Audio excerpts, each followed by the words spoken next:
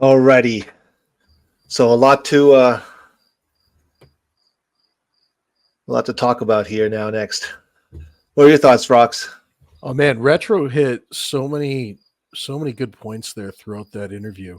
Let's go back to the beginning. I love how she was talking about the initial reveal of the Snyder cut from Zack Snyder, right? How he did it live on stream with all the fans and all that fan interaction, and how Henry Cavill came in, and it was phenomenal. It was such a joyous thing for as a fan to experience.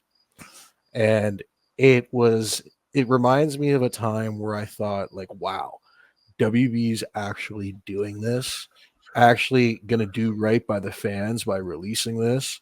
And I thought that there was going to be a positive future, like, because at that point, how could you not think like anything but positivity after seeing something like that, right? So then for us to get the Snyder cut and see it and see how phenomenal it was, but to also witness how WB fumbled the ball. Like, do you remember what happened when it was like, I think a couple days before it was set to actually release? It was Tom and Jerry. It got leaked. Yeah. As Tom and Jerry. You remember that? Yeah, I do. Like, how does that happen on your own platform? Explain that one. How does somebody leak something on your own platform? Doesn't make a lot of sense to me. But then to see that happen, right? And then literally it was like the day after the film was released to have Ann Sarnoff come out and say what she said, and to have Walter Hamada come out, and I think he called it a coup d'etat, right? Or sorry, not a cul-de-sac. A cul-de-sac coup d'etat. Cul-de-sac. Here, a cul-de-sac. That's it. Cul-de-sac.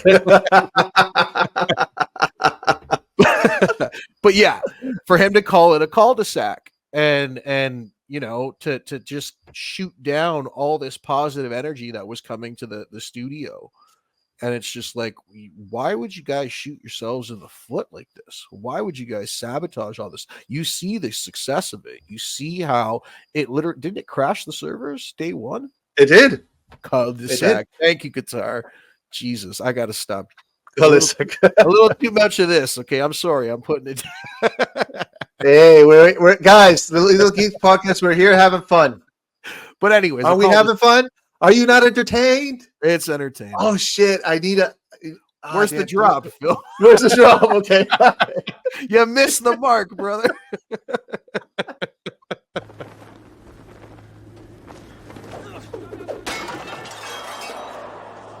Are you not entertained? Are you not entertained? Is this not why you are here?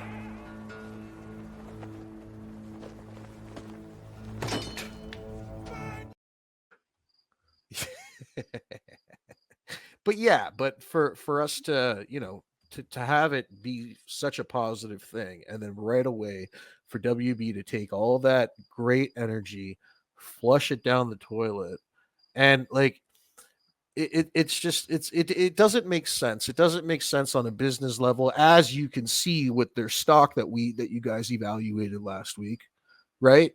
It was at the peak. It was the highest it had been in years when they had released that cut. And then right afterwards, what happened? Down the drain. Right down the drain. But yeah, what are your thoughts? They couldn't just leave egos aside. You don't have to be friends. You just have to work together, make money. Period. It's that simple. You do your thing, I do my thing. We all make money at the end of the day. That should have been the fucking conversation. I'm sure. I would even. Don't quote me, but maybe those were probably Zach's words to all these guys behind the scenes. Yeah, but you know what? Let me do my thing. The thing is, Phil, is how do you remember? Like, I remember there were interviews months after the film had came out where people were asking Zach, "Hey, have you heard from WB? Have they said anything to you?" And he said no, they were silent. It sounds to me like those conversations didn't take place, and if they did, they didn't take place for a long, long time afterwards. You know, it seems WB didn't understand that. What's that old saying? You do what's best for business.